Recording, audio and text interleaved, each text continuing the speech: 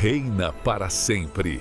A palavra que transforma vidas. Mas dentro desse pensamento aí, não corre o risco dos judeus serem enganados pelo anticristo, que vai se apresentar como aquele que vem no cavalo branco, que vem para promover a paz mundial, que vai vir como um cara articulado, inteligente, que vai unir as nações e virá como um rei representante de uma ordem mundial? Sim, vai ser. Vai ser enganado, com certeza. Porque precisa se cumprir o que está escrito. Vai ser enganado. Existem, assim, olha só, as pessoas querem saber quando o Mashiach vai vir, quando Jesus vai vir e tal. E, não, porque está tendo muita guerra, Jesus está voltando, porque está tendo muita fome, muita peste, muita guerra, nação se levantando contra nação. Irmão, deixa eu falar, isso daqui existe antes de Jesus vir. Jesus nunca disse que o sinal da sua volta seria esse. Ele disse que isso é o princípio das dores, certo? Hoje o mundo é muito mais pacífico do que era antigamente. Antigamente tinha muito mais guerra do que hoje. O mundo era muito mais selvagem antes do que hoje. Hoje era mais civilizado, inclusive. Hoje existe até crime de guerra, né? Então, você não pode fugir de uma... Você vê. Então, o mundo, em comparação ao passado, hoje é muito mais pacífico. O que acontece? Jesus falou de 3 sinais da sua vinda. 3 sinais pontuais. Desses 3 sinais, 2 já se cumpriram. Quais são esses 3 sinais? Só falta um. Muito bem, vamos lá. O primeiro sinal, ele diz o seguinte: quando alguém pergunta para ele, quando há de ser a vinda, a volta, não importa o termo usado aqui, porque é a mesma coisa. O fim, né? O fim quando dessas há de coisas. ser, aí ele vai falar o primeiro sinal. Olha para os campos, olha para a figueira. E agora, quando ele falar de figueira, ele vai falar de uma forma ilustrativa de Israel, né? Então ele vai dizer assim: quando a figueira voltar a florescer de novo, olha só, agora ele vai dar um prazo. Ele diz: não passará uma geração desde o florescimento da figueira. Então vamos entender essa profecia. Primeiro sinal da volta do Mashiach. Essa figueira é Israel. Israel, ele teve o templo destruído pelos romanos no ano 70. Jesus morre no ano 34. Então, no ano 70, o templo é destruído por causa de uma rebelião. Mas os judeus não são impedidos de estar indo em Jerusalém. Aí, no ano 140 da era cristã, surge um rabino, que inclusive eu levo o nome dele em homenagem a ele, chamado Rabino Akiva. O nome dele o meu é invertido, o meu é Yosef Akiva, o dele era Akiva Yosef, Ben Yosef, né? Esse grande mestre, erudito, um homem sábio, um homem que era fantástico, viu? Ele unge um homem, no ano 140, a Mashiach, chamado Bar Ková. Esse Bar Ková preenchia os quesitos do Mashiach de Israel. Por quê? Porque ele era guerreiro, porque ele era um homem da espada, porque ele era um homem da guerra. Você vê que Jesus não pegava em espada, Jesus era um homem pacífico. Então, para os judeus, isso aí não serve para nós. Isso é muito manso. Muito manso, muito fragilizado, não serve. A gente quer um de guerra. Então, se eles queriam de guerra, no ano 140 apareceu Bar Ková, que conseguiu rechaçar uma parte do exército romano. Conseguiu vencer. Mas os romanos mandaram, que na época não chamava Israel nem Palestina, chamava província da Síria. Eles destacaram, vieram para Jerusalém, mataram Bar Ková. Foi uma coisa horrível, sangue para todo canto. E agora, o que eles fizeram no ano 140? Veja, no ano 70 destruíram o templo, certo? E os judeus continuaram rezando em cima das pedras caídas do templo. E lá, esplanado do templo, não tinha nada. No ano 140, na segunda rebelião, os romanos vieram, expulsaram os judeus, proibiram de entrar em Jerusalém.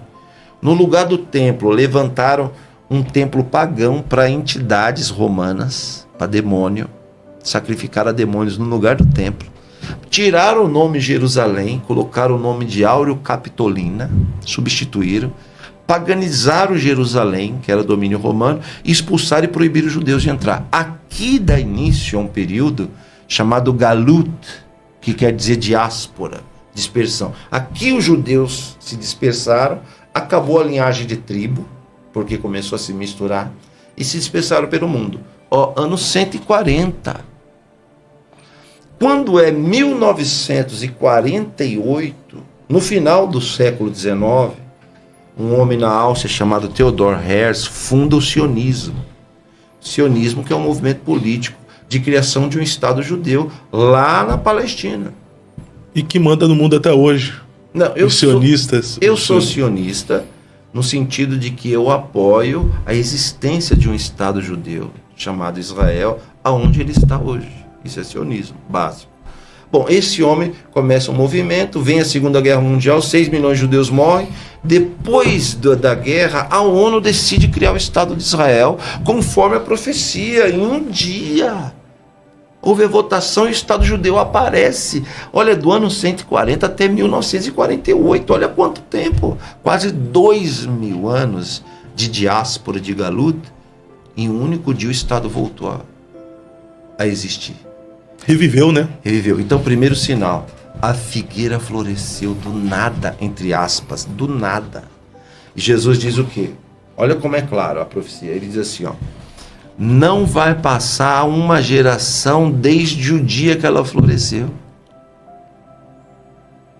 Então, se o Estado judeu é de 1948 ou 47, porque aí tem um ano desde a criação até a posse da terra, vamos por 48, o Estado judeu fundado em 48, 13 de maio de 48, e Jesus diz, não vai passar uma geração bíblica são 80 anos, eu lhe pergunto, quantos anos tem o Estado de Israel?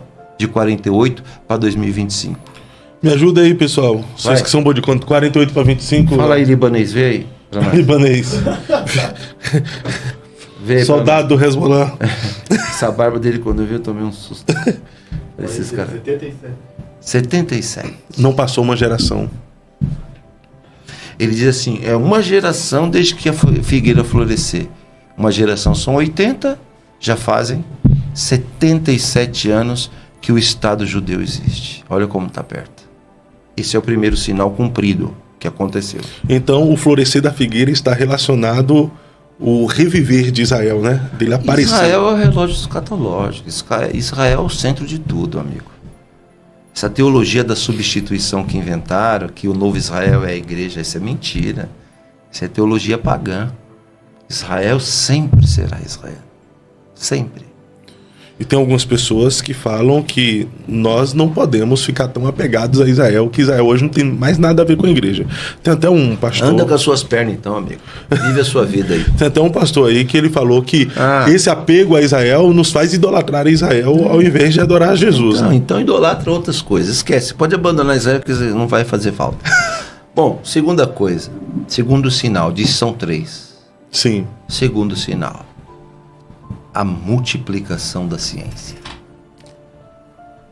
Eu nasci em 1973. Em 1989, eu era um rapaz de 16 anos. Se alguém chegasse para mim em 1990, eu com 17, e falasse assim, Youssef, vai chegar um dia que as pessoas vão ter um telefone sem fio na mão. Eu dava risada. Isso nunca vai existir. Isso é coisa dos Jetsons. Aquele desenho. Vocês estão assistindo muito desenho animado. Isso é coisa dos Jetsons. Mas o Jetson já estava profetizando, então, né? Então, olha só, vai vendo. Se alguém dissesse um telefone sem fio, porque na época era telefone com fio, e quem era rico, porque um telefone com fio em casa era para quem era rico. O telefone com fio valia um carro, valia uma casa. Tinha gente que comprava linha telefônica só para alugar, certo? Da minha época eu tô falando. Então, se você queria, se você não era rico, você tinha que ligar para alguém do orelhão lá da rua. Aí as fichas ficavam caindo rápido. Depois inventaram o cartãozinho. Você vê como eu sou velha guarda, certo? Inventavam um cartãozinho e ia caindo tudo ali. Então, beleza. Se alguém falasse, vai chegar um dia que todo mundo vai ter um telefone sem fio, era loucura. 1989 agora. Poucos anos atrás. 89. 90, vai, 1990. Poucos anos atrás. Eu sou da época já do cartão do orelhão, né? Aí, 91. Você é de 91. Então. Aí, beleza. Ótimo. Se alguém naquela época dissesse assim, ô Habib, vai chegar um dia que você vai ver outra pessoa, não é só um telefone, você vai ver outra pessoa da outra parte do mundo e você vai falar quanto tempo você quiser ao vivo. A gente ia dizer, não, isso é loucura, isso é coisa do... Esquece, isso não vai acontecer. A ciência se multiplicou de uma forma muito rápida em 50 anos. Vamos ser mais maleável. Em 100 anos, você sabe que 100 anos na história não é nada. A história contada, ela tem 6.000 anos. 100 anos não é nada. Se a gente voltar 100 anos para trás, 1925, se você quisesse ir para a Europa, você tinha que ir de barco. 1925, se você quisesse ir para o Rio de Janeiro, você tinha que ir no lombo de um bicho, numa carroça, demorava muitos dias, era sofrido. Não tinha pavimentação, não tinha luz elétrica, não tinha chuveiro quente. Como era a vida 100 anos atrás? Era um sofrimento. Você queria saber notícia, tinha que comprar um jornal impresso. Certo? Hoje não. Hoje você tem tudo na palma da sua mão. Verdade. Então você quer ir para a Europa hoje? Um avião te leva em 9 horas. Você quer viajar o mundo? O avião vai te levar em poucas horas. Coisa que demorava meses. Os portugueses para chegar aqui demoraram meses para chegar aqui. Olha a ciência. Olha como que era a ciência. Olha como a ciência se multiplicou. 100 anos atrás as pessoas morriam. As pessoas morriam de gripe. Você já viu alguém morrer de gripe hoje? Não morre. A gente pega gripe toda hora. Eu não, que eu tomo a vacina da gripe, eu não pego. Enfim. Negacionista, né? Enfim. As pessoas morriam de coisas bobas antigamente. Eu tive em Ouro Preto lá e um guia falou, na época dessas minas aqui, as pessoas viviam 30 anos. Hoje eu já sou a geração dos 80 anos, mas os meus filhos vai ser a geração dos 120 anos. A ciência está dando vida longa. Eu me lembro, em 1985, era o auge da AIDS. Nossa, quantos artistas morreram com AIDS? Me diz aí quem é que morre de AIDS hoje? Ninguém mais. Dizem que não tem cura, mas parece que tem um coquetel que você nem sabe, nem consegue identificar quem tem, né? A ciência se multiplicou em todos os aspectos. O homem foi à Lua. Agora nós temos sonda lá em Marte. Entendeu? Então, se multiplicou. Hoje nós temos IA, que reproduz a sua voz, que dá a entender que tu falou algo que não falou. Pois é. Nós temos projeto de transhumanismo pelo Elon Musk. Olha aí. Ele está criando tecnologia que tem o poder para curar. Da braço, da perna, enfim. Ele está criando tecnologia. Tem uma tecnologia que está sendo criada, que eles chamam o Deus da inteligência artificial, que tem a capacidade de entrar no cérebro humano e tirar o retardamento que a pessoa tem. Então você imagina como essa ciência está se multiplicando e agora é uma velocidade estonteante. Agora é muito mais rápido ela está se multiplicando. Então Jesus falou de 3 sinais. O primeiro é a recriação do Estado judeu. Isso aconteceu já há 77 anos. Ele disse que uma geração não passa. Segundo, a multiplicação da ciência. E o terceiro sinal, que é o único que está faltando, eu só vou contar quando você me trouxer aqui de novo. Não, aí tu quer. Qual é o terceiro sinal? É que esses dois aí... Curioso, né, negão? Esses dois aí, a gente já ouve, né? Multiplicação da ciência, o florescer da figueira relacionado ao Estado de Israel. Mas qual é a última? O terceiro sinal. Dá uma oferta aí que eu falo. Vamos lá. Pessoal, compartilha esse podcast aqui agora pro pastor Yosef Akiva falar sobre o terceiro sinal da vinda de Jesus. Qual é o terceiro? O terceiro sinal, e é o restante... Não aconteceu ainda? Não aconteceu, e ele precisa acontecer, porque é parte fundamental da profecia, é o reaparecimento do templo, chamado em língua hebraica de Beit HaMikdash. Não seria a construção do terceiro templo? O reaparecimento do templo. O que impede hoje os judeus de construir o terceiro templo, visto que se você for lá em Jerusalém, você vai ver lá, a menorá já está pronta. Já tem todos os utensílios prontos. Parece que a novilha vermelha também já foi sacrificada, né? Não, porque é o Mashiach que vai sacrificar ela. É o Messias que vai sacrificar ela. São 10 ovelhas vermelhas na história. 9 já foram, já apareceram, já nasceram. Então, essa precisa nascer e ela é um grande sinal do manifesto do Messias. Muito bem. Por que precisa do templo e por que os judeus ainda não construíram esse templo? É simples. Porque no lugar, você não pode fazer esse templo em qualquer lugar. Ah, vou fazer lá na Celso Garcia o Templo de Salomão. Aquilo lá não é o Templo de Salomão. Aquilo ali é uma alegoria. Não tem nada a ver com o Templo de Salomão. A réplica. Porque está escrito isso, que o templo só pode ser construído em um lugar, único lugar, em nenhum outro. Não existe a hipótese de substituição. E esse lugar é Jerusalém.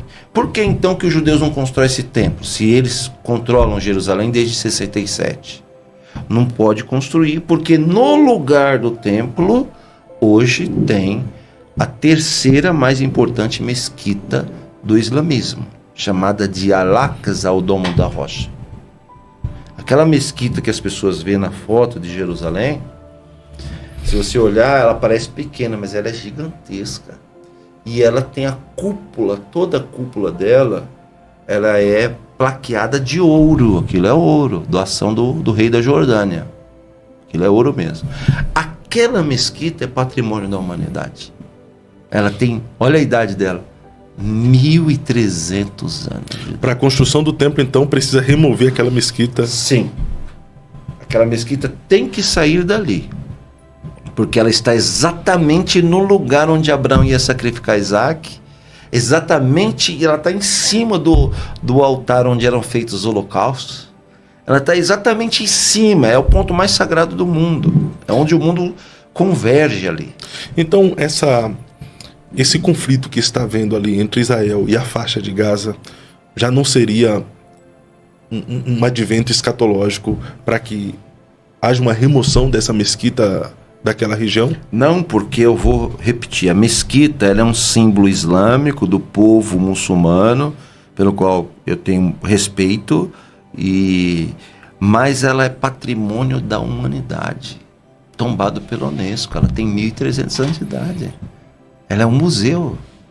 Ela não é só um lugar de adoração. Ela é um símbolo da história. Só existe um jeito daquela mesquita sair dali, para que só existe um jeito do templo ser construído. Aquela mesquita tem que sair dali. E ela vai ter que sair dali por intervenção divina. Não pode ser por intervenção humana. Deixa eu te falar uma coisa. Um tempo atrás agora, o Irã bombardeou Israel. Sim. Eu vi os mísseis iranianos passando em cima da mesquita. Se um míssil daquele enviado pelo Irã caísse em cima da mesquita e destruísse ela, estava feito. Então, a partir desse pensamento, é possível. Israel vive em conflito. É possível. Há uma profecia que diz que um terremoto vai fazer essa mesquita ruir. Eu assim, sou cético em relação ao terremoto, porque Israel não tem terremoto. Ele está assentado, o Estado de Israel, em cima de uma placa tectônica igual aqui no Brasil, ampla, sólida, e o terremoto só tem onde tem o atrito entre as placas. Então, eu acho que terremoto é improvável. Nada é impossível. É improvável. Se for por uma ação divina... Agora, eu acredito que pode acontecer algo nesse sentido, sabe? Cair alguma coisa assim, ela ser destruída. Porque o povo de Israel não pode ir lá e mexer. Se ele ir lá e mexer, o mundo árabe se levanta. É a terceira mesquita mais importante do Islã, certo? Segundo a tradição islâmica, foi naquele lugar que Maomé foi arrebatado. Naquele lugar. Por isso que eles fizeram. E sabe uma outra coisa? Os árabes da época, eles respeitaram muito os lugares sagrados do cristianismo e do islamismo. Se existe lá o lugar onde Jesus foi crucificado, onde ele foi ressuscitado, onde ele viveu tudo, foi porque quando os árabes controlaram aquele território, eles permaneceram. Jesus também é sagrado no islamismo. Maria é sagrada no islamismo, os profetas também são. Jesus Cristo reina para sempre. Ele é o caminho, a verdade e a vida.